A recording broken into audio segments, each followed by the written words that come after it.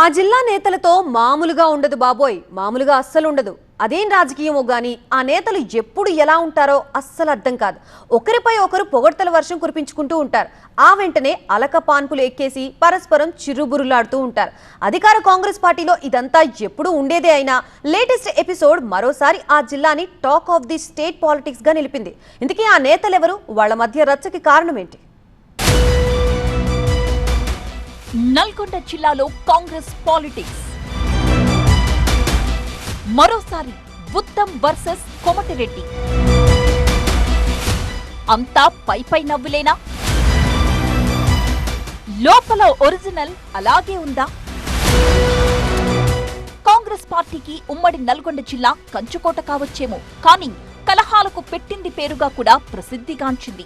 అక్కడి నేతల వ్యవహారమే దీనికి నిదర్శనంగా నిలబడుతోంది. అంతా మాయ, పైన కనిపించేదేది నిజం కాదని తేల్చేస్తున్నారు జిల్లా కాంగ్రెస్ ఉద్దండులు. ప్రధానంగా దశాబ్దాల వైరాన్ని కడుపులో పెట్టుకుని పైకి మాత్రం నవ్వులు పోయిస్తున్న నేతలు లోలోన మాత్రం ఆధిపత్య జ్వాల రగిలిస్తూనే ఉన్నట్టు తెలుస్తోంది.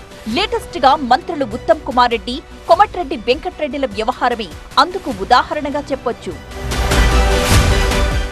నువ్వే టైగర్, కాదు నువ్వే టైగర్ అంటూ మొన్నటిదాకా ఒకరినొకరు పొగడ్తలతో ముంచెత్తుకున్న ఉత్తమ్, కోమటిరెడ్డిలు ఇప్పుడు మళ్లీ మొదటికొచ్చేశారన్న ముచ్చట తెలంగాణ రాజకీయాల్లో కలకలం రేపుతోంది.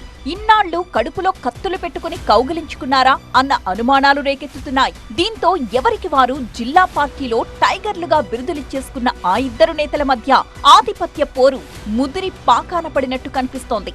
ఈ ఇద్దరు ఇప్పుడు రేవంత్ రెడ్డి మంత్రివర్గంలో కీలక శాఖల బాధ్యతలు నిర్వర్తిస్తున్నారు. అయితే నిత్యం ఆధిపత్య పోరుతో జిల్లా పార్టీని ఇబ్బందుల్లోకి నెట్టే ఈ రెండు వర్గాలు పైనుంచి కింది స్థాయి వరకు కొన్నాళ్లుగా కామ్గానే ఉన్నట్టున్నాయి. కానీ అదంతా ఉత్తిదేనని ఈ కొత్త ఉదంతంతో తేలిపోయింది. ఉత్తమ్, కోమటిరెడ్డిల మధ్య గ్యాప్ తగ్గినట్టే కనిపించినా అది ఎంతమాత్రం నిజం కాదని స్పష్టమైపోయింది. ఇద్దరు అగ్రనేతల మధ్య ఆధిపత్య పోరుకు బేగంపేట్ ఎయిర్పోర్ట్ వేదికైంది. నాగార్జున సాగర్ నీటి విడుదల కార్యక్రమానికి జిల్లా మంత్రులుగా ఉన్న కోమటిరెడ్డి, ఉత్తమ్ కుమార్ రెడ్డిలు కలిసి హాజరు కావలసి ఉంది. అందుకే ఉత్తమ్తో కలిసి హెలికాప్టర్లో వెళ్లడానికి బేగంపేట్ ఎయిర్పోర్టుకు చేరుకున్న కోమటిరెడ్డి దాదాపు గంట సేపు వెయిట్ చేశారట. ఉత్తమ్ రావడం ఆలస్యమవ్వడంతో అగ్గి మీద గుగ్గిలమయ్యారు కోమటిరెడ్డి. ఏంటి, నన్నే ఇంతలా వెయిట్ చేస్తారా అంటూ అలిగి వెనక్కి వెళ్లిపోయారు. అయితే ఆలస్యంగా వచ్చిన ఉత్తమ్ ఇన్ఛార్జ్ మంత్రి అడ్లూరి లక్ష్మణ్తో కలిసి హెలికాప్టర్లో నాగార్జున సాగర్ కు వెళ్లి నీటి విడుదల కార్యక్రమాన్ని కానిచ్చేశారు. దీంతో మంత్రి కోమటిరెడ్డి మరింత ఆగ్రహోదగ్రులయ్యారు. అందుకే ఎవరికీ అందుబాటులో లేకుండా తన ఫోన్లు స్విచ్ ఆఫ్ చేసుకున్నారన్న టాక్ వినిపిస్తోంది. జిల్లా రాజకీయాల్లోనే కాదు, రాష్ట్ర అధికార పార్టీ మొత్తంగా ఇప్పుడు ఈ ఇద్దరు మంత్రుల వ్యవహారం మంటలు రాజేస్తోంది. మొదట్నుంచి ఉత్తమ్, కోమటిరెడ్డి కుటుంబాల మధ్య రాజకీయ సంబంధాలు అంతంత మాత్రమే. దశాబ్దాలుగా ఈ ఆధిపత్య పోరు నడుస్తూనే ఉంది.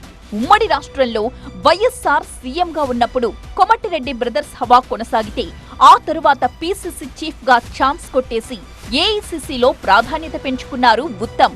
ఇలా ఒకరిపై ఒకరు ఆధిపత్యాన్ని ప్రదర్శించుకుంటూ ముందుకు సాగుతున్న ఈ ఇద్దరు నేతలు గతంలో ఒక్కటిగా చేతులు కలిపి రేవంత్ నాయకత్వాన్ని వ్యతిరేకించిన సందర్భం కూడా ఉంది. అయితే అవన్నీ పక్కన పెడితే పార్టీ అధికారంలోకి రాగానే ఇద్దరికిద్దరు కేబినెట్ మినిస్టర్స్ గా ప్రమోషన్ దక్కించుకుని మరింత పవర్ఫుల్ గా మారారు. కలహాలు కూడా పక్కన పెట్టారు అన్న సంకేతాలిచ్చారు. ఉమ్మడి జిల్లా అభివృద్ధిపై కలిసి రివ్యూలు చేయడం, పలు కార్యక్రమాల్లో సభావేదికలపై ఒకరినొకరు పొగుడుకోవడం, ఇవన్నీ చూశాక వీళ్ళిద్దరూ కలిసిపోయారు అన్న అభిప్రాయం కూడా వ్యక్తమైంది. అయితే అదంతా ఉత్తిదేనని ఇప్పుడు తేటతెల్లమైంది. ఇన్నాళ్లు పై నవ్వులతోనే ఫోటోలకు ఫోజులిచ్చారన్న టాక్ మొదలైంది. నాగార్జున సాగర్ నీటి విడుదల కార్యక్రమం ఇద్దరి మధ్య మరోసారి గ్యాప్ పెంచేసింది. ఒకప్పుడు కేవలం హుజూర్ నగర్, కోదాడలకే పరిమితమైన మంత్రి ఉత్తమ్ ఉమ్మడి జిల్లాలో ఇప్పుడు ఎక్కువ పెత్తనం చెలాయిస్తున్నారు అన్న అసంతృప్తి కోమటిరెడ్డి వర్గంలో ఉందట. అయితే ఇన్నాళ్లు అవేవీ బయటపడకుండా ఇద్దరు నేతలు కామ్గా పనిచేసుకుంటూ వెళుతున్నారు. అయితే ఇప్పుడు హెలికాప్టర్ వెయిటింగ్ ఇన్సిడెంట్ తో మరోసారి కోల్డ్ వార్ ముదిరి పాకాన పడిపోయింది. తనకు ఎయిర్పోర్టుకు రావడం ఆలస్యమవుతుంది అన్న సంగతి ముందుగానే కోమటిరెడ్డికి ఉత్తమ్ ఫోన్ చేసి చెబితే వ్యవహారం ఇంతదాకా వచ్చేది కాదు కదా అన్నది పార్టీలో సీనియర్ల అభిప్రాయం. ఇది కేవలం ఇద్దరు మంత్రుల మధ్య ఉన్న సమన్వయ లోపం అన్నది మాత్రం స్పష్టంగా తెలుస్తోందంటున్నారు. ఇప్పుడీ కీలక నేతల కీచులాట ఎటు దారి తీస్తుందో మరి.